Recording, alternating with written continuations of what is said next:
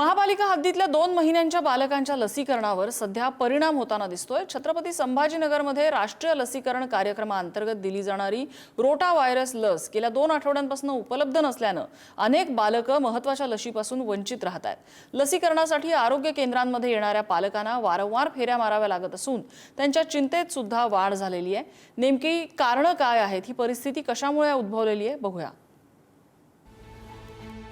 लहान मुलांमध्ये गंभीर अतिसार, उलट्या आणि शरीरातील पाण्याची कमतरता निर्माण करणारा रोटा व्हायरस हा धोकादायक विषाणू मानला जातो। या विषाणूपासून संरक्षण मिळावे यासाठी राष्ट्रीय लसीकरण कार्यक्रमाअंतर्गत 2 महिन्यांच्या बालकांना रोटा व्हायरस लस दिली जाते। मात्र गेल्या 2 आठवड्यांपासून महापालिका क्षेत्रातील आरोग्य केंद्रांमध्ये ही लस उपलब्ध नसल्याने अनेक बालकांचे नियोजित लसीकरण रखडले आहे। तर 2 आठवड्यापासून नाही आहे, तर ती आम्ही डिमांड केली आहे, ती अवेलेबल होऊन जाईल। कधीपर्यंत काय असेल? एखाद्या आठवड्यामध्ये होऊन जाईल। साधारणतः या आपल्या अंतर्गत येणारे किती बाळाची लसीकरण थांबले? रोटा व्हायरसचे फार थांबलेले वगैरे नाही आहे। आम्ही कसं असतो त्यांची ड्यू लिस्ट बनवतो, ज्यांची तारीख म्हणजे असते ड्यू डेट जी असते त्याच्यानुसार आम्ही त्यांची डेट बनवतो। आमचा जो स्टाफ आहे त्यांचा फोन नंबर वगैरे घेऊन त्यांना कॉल वगैरे करून जसे वॅक्सिन आम्हाला अवेलेबल होतील तसं ते आम्ही देतो त्यांना। लसीचा साठा संपल्यामुळे लसीकरणासाठी येणाऱ्या पालकांना आरोग्य केंद्राच्या वारंवार फेऱ्या माराव्या लागत आहेत।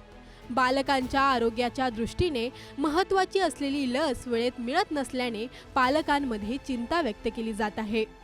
महापालिकेच्या आरोग्य विभागाकडून राज्य शासनाकडे लसीच्या नवीन साठ्याची मागणी करण्यात आली असून पुरवठ्यासाठी पाठपुरावा सुरू असल्याचे सांगण्यात येत आहे।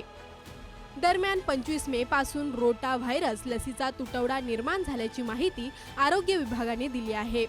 राज्य स्तरावरून लसीचा पुरवठा होत असल्याने नवीन साठा उपलब्ध होताच सर्व प्राथमिक आरोग्य केंद्रांमध्ये लसीकरण पुन्हा सुरळीत सुरू करण्यात येणार असल्याचे प्रशासनाचे म्हणणे आहे। रोटा व्हायरस ही लस शासनाकडून आपल्याला प्राप्त होत असते आणि सध्या आपण डिमांड केलेली आहे, आपली संपलेली आहे। तर लस शासनाकडून जेव्हा पुरवठा होईल, कारण ह्या सगळ्या नियमित लसीकरणांतर्गतच्या ज्या लसी आहे त्यांचा पुरवठा आपल्याला शासनाकडून होत असतो आणि ते झाल्यानंतर मग आपण लसीकरण आणि जे बालकं सुटली या पिरियडमध्ये त्यांना आपण त्यांचा पाठपुरावा करून त्यांना जेव्हा लस अवेलेबल होईल तर तेव्हा आपण त्यांना परत देणार आहोत। रोटा व्हायरससारख्या गंभीर आजारापासून संरक्षण देणारी लस वेळेवर मिळणे बालकांच्या आरोग्यासाठी अत्यंत महत्त्वाचे मानले जाते। मात्र गेल्या 2 आठवड्यांपासून सुरू असलेल्या तुटवड्यामुळे अनेक बालकांचे लसीकरण रखडले आहे। आता राज्यस्तरावरून नवीन साठा कधी उपलब्ध होतो आणि ही समस्या कधी दूर होते याकडे पालकांचे लक्ष लागले आहे।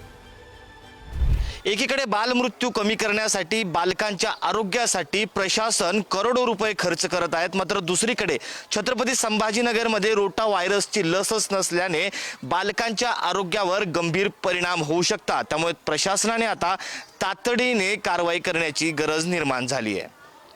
कॅमेरा पर्सन अमोल वागुलेसह मी सचिन जिरे, पुढारी न्यूज, छत्रपती संभाजीनगर।